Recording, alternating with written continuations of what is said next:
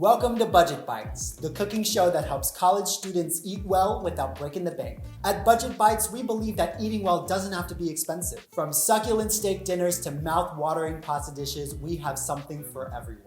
Whether you're a seasoned cook or you're just starting out, we're gonna take you step by step through each recipe so you can create delicious restaurant quality meals in your own kitchen on a budget. My name is Kyle and I am so excited to share with you 2 meals that are perfect for busy college students. Today, I'm super excited to share with you a recipe that I've been making for the past 3 years now, the I'm running late for class super smoothie. This quick and easy smoothie is packed with nutrients and perfect for the mornings when you need something on the go. Now, let's get to cooking. A delicious high-end meal that's easy to make and even easier on the wallet. For this meal to get started, what I want you to grab is a blender. Any blender that you have accessible to you would be great. I like using bullet blenders because they're really easy, really affordable, and easy to take on the go.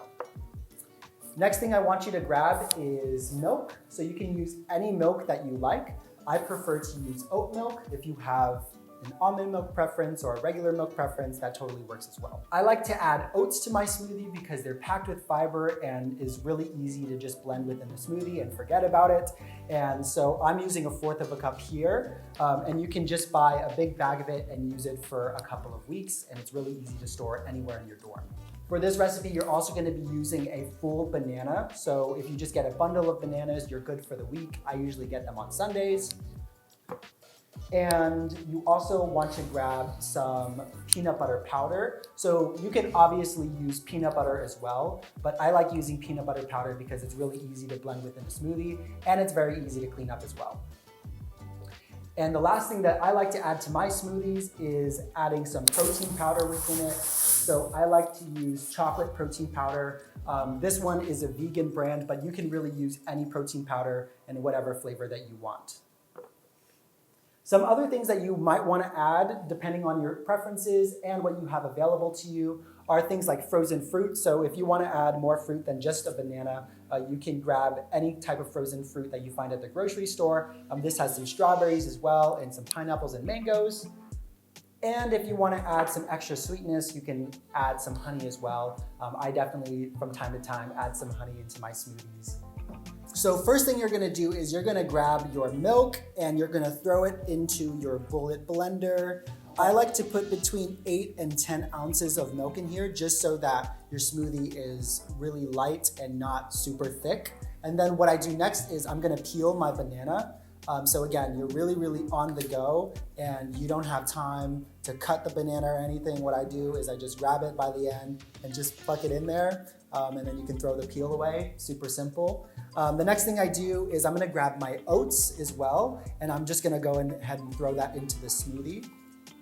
This step, you're really trying to put all of your dry ingredients just so when it blends, it all blends pretty evenly. So I'm gonna grab my protein peanut butter powder, and I'm gonna put about 2 tablespoons within the blender. You can also adjust this depending on your preferences. So if you like it more peanut buttery, you can definitely add more of this. But because it gets super thick, I like to add around 2 tablespoons of that.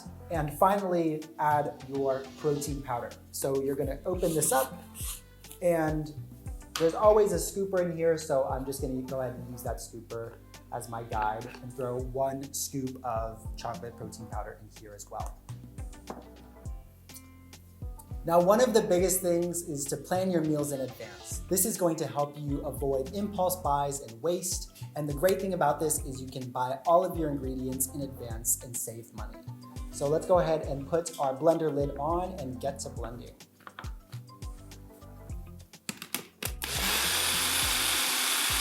Cheers, everyone. I hope yours is as good as this one. This next dish is really one of my favorites because it is packed full of flavor, doesn't require a lot of ingredients to make, and is really greater than the sum of its parts. If you have a recipe that you would like to see us make, comment below and let us know. All right, next up, we are going to make a 1 a.m. on a Saturday ramen dish. So this meal is really perfect after those late night study sessions and when you come back home and need something really quick and filling to eat. For this dish, what you want to start by grabbing is your ramen packet, obviously the star of the show. I had this ramen packet already in my pantry, but you can use any ramen packet that you have accessible in your student store or your local grocery store. Next thing that you want to grab is some chili oil. So again, you can find this at your local grocery store at the Asian section, and you want to make sure that it's the chili oil that is really, really liquid for this recipe. Next thing you want to grab are your scallions. So you can already see that I've separated the stems from the leaves, and you want to make sure that you do this in advance because that's really important. And you also want an egg, so I'll put that right here. And the last thing you want to get is some minced garlic. Because it is 1 a.m. and you've just been studying for a number of hours, I used pre-minced garlic, but if you want something more fresh and you already have garlic cloves, you can chop those up and mince them as well. So to get started, what you want to do is make sure that your pan is on medium heat. So this has been going for a little bit. I pre-made my ramen noodles already. So what I did was took the ramen noodles out of the pack and left the seasoning, and you want to boil it for about 3 to 4 minutes and make sure that's all nice and good. So first step is you are going to grab your chili oil and you're going to lightly coat the pan. And so you can put about 2 to 3 tablespoons just right into your pan.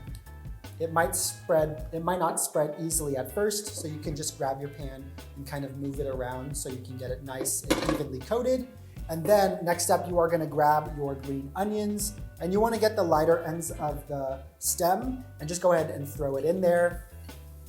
You can already hear the sound of the gods. Sounds amazing, smells amazing. And then grab your minced garlic, right? So I have a spoon just to get the garlic in there. And you're gonna just get this going until you can smell the garlic, right? So you wanna just stir this around. If you have a spatula or a wooden spoon, you can also spread it around as well. So once you can smell the garlic and it's nice and fragrant, you're gonna go ahead and add your noodles straight to the pan. So I'm gonna just go ahead and scoop it out with my spatula. And this is where the fun happens. You're just going to go ahead and toss your noodles until everything is nice and coated. So I'm gonna break them apart first. Make sure everything is nice and loose. And then you can just go ahead and toss them up. If you don't know how to do this, you just use your spatula, you're gonna be fine. And you wanna make sure everything is nice and coated. Once you have everything nice and coated, you can also salt and pepper to your liking as well. So I'm just gonna do another pinch or 2 of salt and just a little bit of pepper.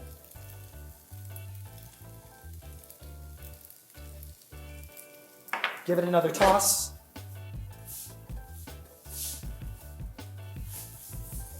And you can go ahead and gently place it into your bowl.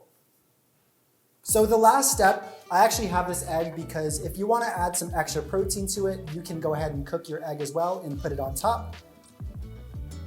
But since I'm too lazy to do that, I'm just gonna go ahead and top it with some green onions, add some chili oil, just a touch more.